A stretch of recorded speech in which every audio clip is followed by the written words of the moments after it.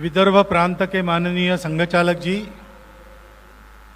नागपुर नगर के माननीय महानगर संघ चालक जी, माननीय महानगर सह संघ चालक जी, उपस्थित अन्य अधिकारीगण, आत्मीय स्वयंसेवक बंधु, यहाँ पर उपस्थित उनके आचार्य, नागरिक सज्जन, माता भगिनी, पहले से अंत तक इस कार्यक्रम को देखने के बाद कुछ बोलना अगर बाकी है तो बीच बीच में जो समालोचन चल रहा था और जो अमृत वचन और सुंदर गीत आपने सुना या स्वयंसेवकों ने जो सांघिक गीत गाया, उससे ऐसे कार्यक्रम के समय जो विचार करना चाहिए, बोलना चाहिए, सुनना चाहिए, वो सब पूरा हो जाता है। परंतु सबने अपना अपना काम किया है। इन बालक स्वयंसेवकों ने पिछले कई दिनों से जो मेहनत की है, मैं 3-4 दिन था नागपुर में तो देख रहा था, उनके शिक्षकों ने भी परिश्रम किया है। इस कार्यक्रम की योजना में सबने अपना अपना काम किया है। मुझे भी ये काम दिया है कि आप थोड़ा सा बोलिए,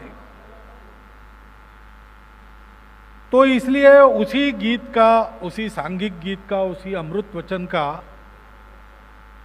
सारांश जिसमें से व्यक्त होता है, ऐसी कुछ कहानी मैं बताता हूं। कहानी तो बच्चे सुनते हैं, लेकिन कहानी का बोध सबके लिए होता है। जो कार्यक्रम आपने देखे, कभी एक समय था जो अपने समाज के सामान्य बालक उन कार्यक्रमों के को करे, ये एक आश्चर्य की बात थी। अंग्रेजी में कहते यूनिक, ऐसी बात थी। अब ऐसा नहीं है। ये कार्यक्रम सर्वत्र होते हैं, परंतु अभी भी संघ की शाखा पर उन कार्यक्रमों से जिस प्रकार का स्वयंसेवक निर्माण होता है, वैसा सब जगह नहीं होता। होना चाहिए। ऐसा होने में अगर कोई मदद हम कर सकते तो हम करेंगे, करते भी है, परंतु अभी नहीं हो रहा है। इसका कारण क्या है? तो उसके चलते एक बात ध्यान में आती है। संघ के आद्य सरसंघ चालक जी, पूजनीय डॉक्टर जी, उनके बाद जो सरसंघ चालक बने पूजनीय श्री गुरु जी, उनके बाद जो सरसंघ चालक बने पूजनीय श्री बाला साहब देवरस, इन तीनों ने निस्संदिग्ध रूप में एक बात कही है कि अपने संघ में कोई व्यक्ति हमारे सामने आदर्श नहीं है। हमारे सामने आदर्श है भगवा ध्वज। हमारा आदर्श तत्व रूप है, उस तत्व का प्रतीक ये अपना भगवा झंडा है। परंतु निर्गुण की उपासना बड़ी कठिन होती है। तत्व को आदर्श मानकर चलना कठिन बात है। बालकों को भी बड़ा होना है। ये बाल स्वयंसेवक शाखा में आते हैं तो देश का काम करने के लिए, योग्य बनने के लिए आते हैं। उनके लिए तो ये बड़ा कठिन काम है तत्व को आदर्श। और इसलिए सगुण उपासना की अगर आवश्यकता है, कोई व्यक्ति ही आदर्श के रूप में आपको सामने चाहिए, तो 2 नाम उन तीनों ने बताए हैं। पूर्व काल में, पुराण काल में राम भक्त श्री हनुमान हमारे आदर्श है, और इतिहास काल के छत्रपति शिवाजी महाराज हमारे आदर्श हैं। उनको संस्कार देके छत्रपति शिवाजी महाराज बनाने वाली उनकी मातोश्री राजमाता श्री जिजाऊ साहिबा की आज जयंती है। और भक्त श्री हनुमान का आदर्श अपने जीवन में बलशील कर्तृत्व और समर्पण सब मामलों में रखने वाले और हमारे देश के जीवन प्रवाह को एक उन्नति की दिशा देने वाले स्वामी विवेकानंद जी की भी आज जयंती है। हनुमान जी की ही कथा है, हम सब जानते हैं, वाल्मीकि रामायण में है, रामायण को हम सब लोग जानते हैं। हम ये जानते हैं कि सीता खोज के लिए निकले और सागर तीर पर आकर दक्षिण समुद्र के तट पर वानरवीर रुक गए। अंगद, जांबवान, नल, नील ये सब लोग साथ थे। आगे रास्ता बंद है, सीता जी मिली नहीं, लंका दिख नहीं रही। तो अब क्या करना? तो राम नाम का स्मरण करके मर जाना, बिना काम किए वापस नहीं जाना, और काम पूरा होता नहीं तब तक अन्न ग्रहण भी नहीं करना। तो वहां संपाति आए, जटायु के बड़े भाई, उनके पंख जल गए थे जटायु को बचाने में, वो वहां गिर गए थे। तो इतने ये सारे वानरवीर अनशन कर रहे हैं, मरेंगे एक एक, तो इनको मैं खाऊंगा, इस आशा से पास में गए। तो राम नाम सुनाई दिया, राम कथा की चर्चा सुनी, उसमें जटायु का नाम सुना और पास गए। तो राम का नाम सुन के उनको पंख प्राप्त हुए। अब ये क्या चमत्कार है, आज के विज्ञान में इसमें विश्वास रखना कि नहीं रखना वो अपनी अपनी बात है, लेकिन सचमुच उनके पंख वापस आ गए ये नहीं सोचना है तो भी ये तो कह ही सकते हैं कि राम जैसे महापुरुष की कथा सुनने के बाद उनके जैसा कर्तृत्व सुनने वाले को, ध्यान से सुनने वाले को प्राप्त होता है। ये हमारे स्वयं सेवक जैसे शारीरिक बौद्धिक कार्यक्रम कहते हैं, वैसे अपने देश का गौरव बने अपने महापुरुषों का स्मरण भी करते हैं। और इसलिए उन्होंने फिर वानरवीरों को दूर देखकर पता बताया कि लंका है, 100 योजन बाद लंका द्वीप है और वहां पर अशोक वन है, उसमें सीता जी है। लेकिन उन्होंने बताया आंखों से देखकर आना चाहिए, कौन जाएगा? तो कोई जाने के लिए प्रस्तुत नहीं था, क्योंकि सबको अपने बल का आत्मविश्वास नहीं था। हनुमान जी भी शांत बैठे थे। तो जांबवान जी ने उनको उनका ही परिचय दिया, उनके स्वत्व का परिचय दिया, उनके कर्तृत्व का परिचय दिया, जो वो भूल गए थे। लेकिन जब जांबवान जी ने कहा कि राम के कार्य के उपस्थित होने पर तुमको अपने बल का स्मरण होना चाहिए, शाखा में यही होता है। शाखा में स्वयंसेवक क्यों आते हैं? उनको कुछ नहीं मिलता है, और वो शाखा में आए ही रोज, ऐसा उनको बांध के रखने के लिए हमारे पास भी कुछ नहीं। लेकिन शिशुकाल से आते हैं, पहले तो कार्यक्रमों का आकर्षण होता है, बाद में उनके जो शिक्षक रहते हैं उनके स्वभाव का आकर्षण होता है। थोड़ी बहुत समझदारी जब अंग्रेजी में जिसको टीन एज कहते हैं उसमें बनने लगती है, तो उनको समझ में आता है कि हम देश के लिए संघ में आ रहे हैं और देश के लिए काम करना है, ऐसा मन में आने से सामर्थ्य बढ़ता है। स्वार्थ का काम करने जाएंगे तो सामर्थ्य नहीं बढ़ेगा। कोई भव्य लक्ष्य अगर सामने है और निर्धार पूर्वक उसको स्वीकार किया, तो उस कार्य को पूरा करने का बल प्रकृति देती है, कहो या भगवान, जैसा विश्वास है वैसा, लेकिन वो बल प्राप्त होता है। संघ की शाखा में इसको हम प्रत्यक्ष देखते हैं। देश के लिए शाखा में आना है, कुछ मिलता नहीं। ऐसे समर्पण के कारण हनुमान जी को अपना कर्तृत्व याद आ गया, वो पर्वताकार हो गए और उड़कर जाने लगे लंका की ओर। तो सबसे पहले एक बाधा उत्पन्न हुई, सागर से एक पर्वत ऊपर आ गया, उसका नाम था मैनाक। और मैनाक ने कहा कि हे वानर श्रेष्ठ, तुम भगवान के काम के लिए जा रहे हो, बहुत दूर का पल्ला है, थक गए होंगे, घड़ी भर विश्राम कर लो और फिर आगे बढ़ो। अब ये जो इच्छा होती है ना अपने को विश्राम करने की, कभी कभी शाखा न जाए ऐसा लगता है, थक जाते हो तो हिलते डुलते, ये सारी बातें है ना, ये भी एक प्रकार की बाधा है। हनुमान जी ने समझा कि मैनाक पर्वत अपने लिए बाधा है, परंतु अपना है, वो आया है हमको रोकने के लिए नहीं आया, वो अब सद्भावना से आया है, इनको थोड़ा विश्राम देना चाहिए, ये सोच के आया है।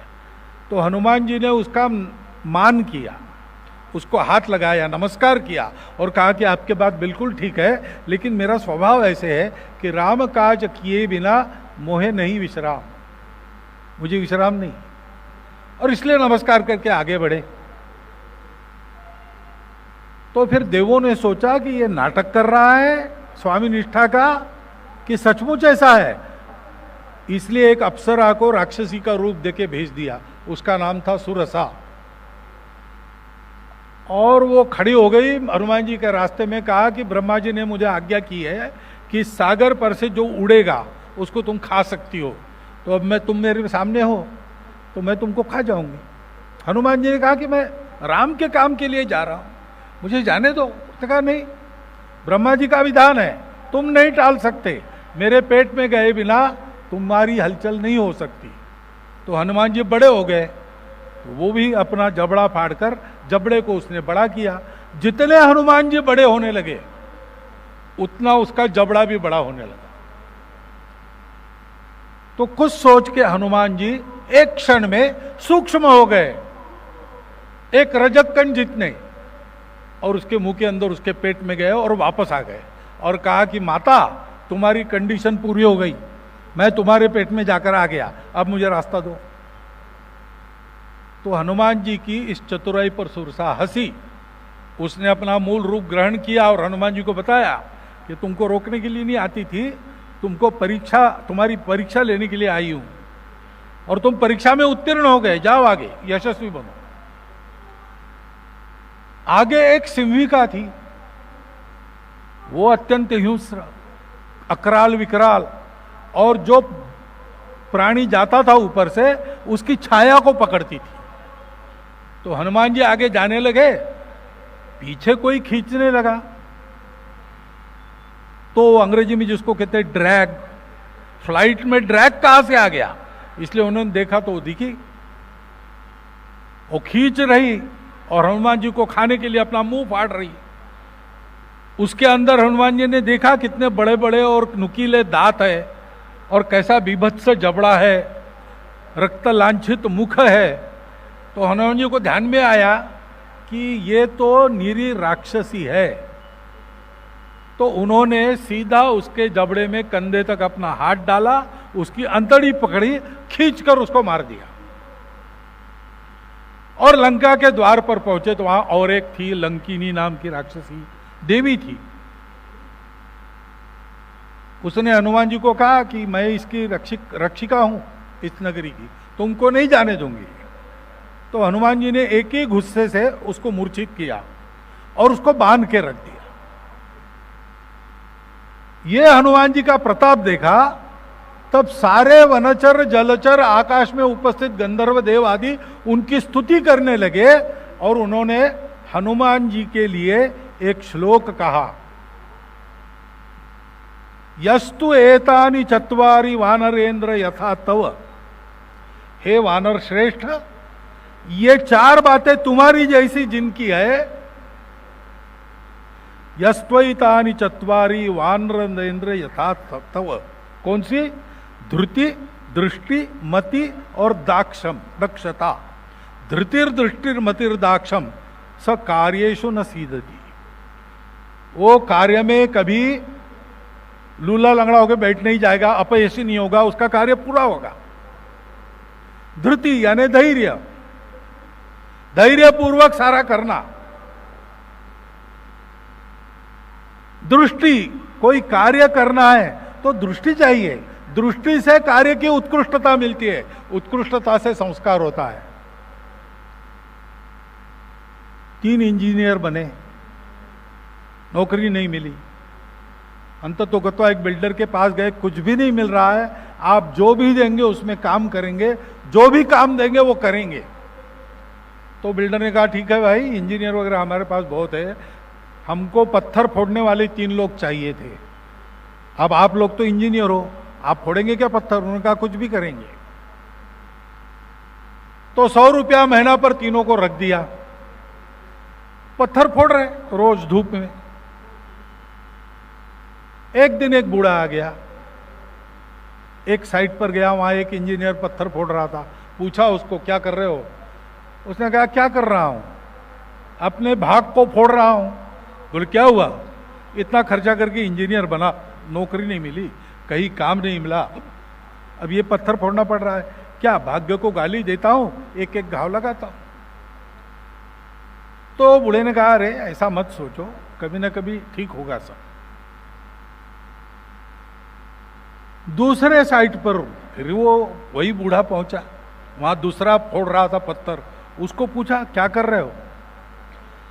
तो बोले समय बिता रहा हूं, अभी अवसर नहीं आया मुझे नौकरी मिलने का, लेकिन मिलेगी कभी ना कभी। तब ने निठल्ला क्यों बनना, तो यहाँ बिल्डिंग बन रही, पत्थर तराशूंगा, इंजीनियर हूं इसलिए बहुत अच्छी तरह से तराश सकता हूं, मुझे समझ में आती है बातें। तो अच्छा पत्थर तराशने वाला भी बन जाऊं तो क्या बात है, किसी भी चीज में अच्छा बनना है, ये भी काम अच्छा करूं। बूढ़े ने कहा बहुत अच्छा, ऐसा सोचो तुम तो आगे बढ़ोगे। फिर तीसरी जगह गया, वहां तीसरा बैठा था, उसको पूछा तो उसने कहा मैं क्या कर रहा हूं, ये जो काम मुझे मिला ऐसा काम मिलने के लिए भाग्य चाहिए। तो क्या भाग्य चाहिए, पत्थर फोड़ रहे हो? तो पत्थर, आप पत्थर समझ रहे हो इसको? यहां एक बड़ा मंदिर बनने वाला है, ये मंदिर देखने के लिए देश विदेश से लोग आएंगे, मंदिर के शिल्पकारों की स्तुति करेंगे, नाम कोई किसी को पता नहीं होगा, हजारों वर्षों तक मंदिर पक्का बना रहेगा, देश विदेश से प्रवासी आएंगे, मंदिर को देख के कहेंगे कि क्या उस समय के कलाकार लोग थे, शिल्पकार लोग थे। ऐसे मंदिर के नींव का पत्थर मैं गढ़ रहा हूं, ध्यान में आपको, ये एक ऐतिहासिक कार्य मैं कर रहा हूं, ये सबको भाग्य नहीं मिलता। बूढ़े कहा बहुत अच्छा, ऐसे ही सोचो। दूसरे दिन उस बिल्डर ने तीनों को बुलाया, जो पहला पत्थर फोड़ने वाला था, भाग फोड़ने वाला, उसको कहा कि बस अब तुमको सुपरिंटेंडेंट इंजीनियर बनाते हैं। तीसरे को बताया कि तुम चीफ इंजीनियर बनो, तो दूसरे को, और तीसरे को कहा कि तुम मेरा पार्टनर बन जाओ। तो तीनों ने पूछा कि हम पढ़े लिखे समान हैं, आप हमको वेतन समान दे रहे थे, काम हम एक ही कर रहे थे, ये अलग अलग ओहदे क्यों दे रहे हो, एक को ऊंचा एक को नीचा? उसने कहा कि पढ़ाई तो तुम्हारी वही है, लेकिन वृत्ति तुम्हारी अलग है। यह समझता है कि अपना भाग फोड़ रहा हूं मैं, तो बहुत ज्यादा आगे नहीं बढ़ेगा। ऐसा सोचेगा तो क्या है, इसको इंजीनियर ही रहने दो। ये है, ये अपने काम को उत्कृष्ट करना, ये भी काम उत्कृष्ट करूंगा, ऐसे सोचता है, इसको चीफ इंजीनियर बनाऊंगा। और ये जो सोच रहा है कि एक भव्य कार्य के लिए मेरे हाथ में पत्थर आया है, ये तो एक पूरा बिजनेस चलाने लायक आदमी है, इसको मैं बिल्डर बनाऊंगा। ये दृष्टि होती है, मति चाहिए, बुद्धि समझ के काम करना। अभी मैंने देखा आपका दंड चल रहा था, तब हमारे इस लाइन में उस समय तीसरे चौथे नंबर पर जो थे सज्जन, हमारे स्वयंसेवक, उनका एक कदम रखना रह गया, लेकिन उनके ध्यान में तुरंत बात आ गई। बाकी लोग जिस प्रकार पैतरे में खड़े थे, उन्होंने बीच में ही कूदकर अपना पैतरा ठीक कर लिया। तो प्रैक्टिस कच्ची रही है उसका है, लेकिन उन्होंने अपने दृश्य को बिगड़ने नहीं दिया। तो बुद्धि चाहिए और दक्षता चाहिए। यहां आपने कार्यक्रम किया, कितना अच्छा हुआ, जितना आप सावधान रहे अपने प्रैक्टिस में उतना अच्छा हुआ। हनुमान जी के ये 4 गुण, इन 4 गुणों को जितना सीखेंगे उतना अपने कार्य में यशस्वी होंगे। ये चारों गुण आत्मसात करते हैं तो जीवन में किसी कार्य में असफलता नहीं मिलेगी। परंतु ये 4 गुण प्राप्त कैसे होंगे? एक तो जो करना है वो मेहनत पूर्वक उत्तम से उत्तम करो, लेकिन उसके बाद भी ये क्यों करना है, ये भगवान के लिए करना है, ये अपने मातृभूमि की पूजा है, ये अपने अहंकार के लिए नहीं करना है, अपने आप को दुनिया में बड़ा बताने के लिए करना नहीं है। करना वैसा ही है, हो सकता है लोग बाद में आपको बड़ा कहेंगे, हमको उसकी परवाह नहीं होनी चाहिए। सावरकर जी ने कहा, गुण सुमने मी वेची अलिया भावे कि तिने सुगंधा ग्यावे। मैंने इन गुण सुमनों को प्राप्त किया, क्यों? मातृभूमि को इसका सुगंध मिले। जरी उद्धरणी व्ययन तिचा हो साचा हा व्यर्थ भार विद्येचा। ये कार्यक्रम सर्वत्र होते हैं, संघ में इनका फल क्यों मिलता है? क्योंकि संघ का स्वयंसेवक इन बातों को देश के लिए करता है, इसलिए उत्कृष्ट करने का पूरा प्रयास करता है। वो करते करते उसको ये 4 गुण प्राप्त होते हैं, उत्तम कार्यकर्ता वो बनता है। ये प्रदर्शन आप सब लोगों के सामने करने का उद्देश्य ये भी है कि इस प्रकार से अपने अपने स्थान पर भी जो बालक हमारे संपर्क में आते हैं, विद्यालयों में हो या अपने घर में अपने घर के बालक हैं, उनको अगर ऐसा एक भव्य लक्ष्य अपने देश को विश्व गुरु बनाना है, क्योंकि उस देश की आज सारे विश्व को आवश्यकता है और हम उस देश की संतान है, तो हमारा जीवन उस देश के लिए है, सारा कुछ कमाना है, उस देश के लिए न्योछावर कर देना। यह भव्य लक्ष्य रखकर अगर हम नित्य के उसके कार्यक्रम क्रियाकलाप करते हैं, उसके साथ अपना उदाहरण रखते, उससे संवाद रखते, तो इस देश की आने वाली नई पीढ़ी, अब तक हमारे करने से ये देश जितना ऊंचा हुआ है, उससे 100 गुना ऊंचा इस देश को करा के छोड़ेगी। ऐसी ये पीढ़ी, इसकी ताकत है, इसकी एकाग्रता है, इसके मन में उमंग है। इसको ध्यान में रखकर और हम सब लोगों को नई पीढ़ी की चिंता करनी चाहिए। ऐसी एक बात मेरे मन में आई, वो आपके सामने मैंने रखी और इतना कहकर मैं अपनी वाणी को विराम देता हूं।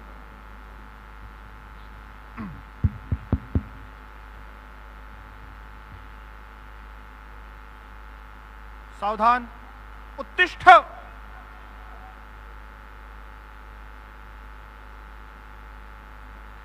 आक्रम।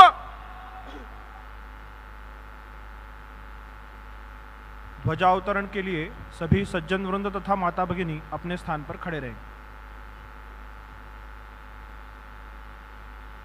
संघ तक्ष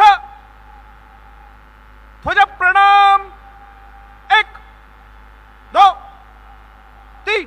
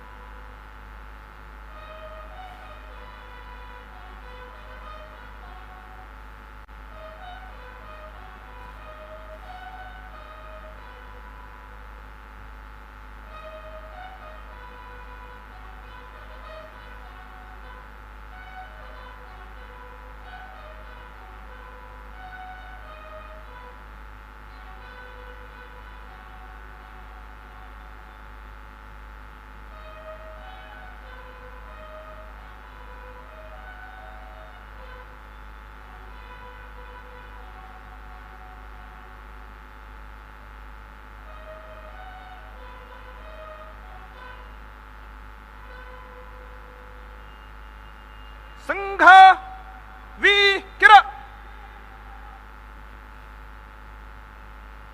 वाम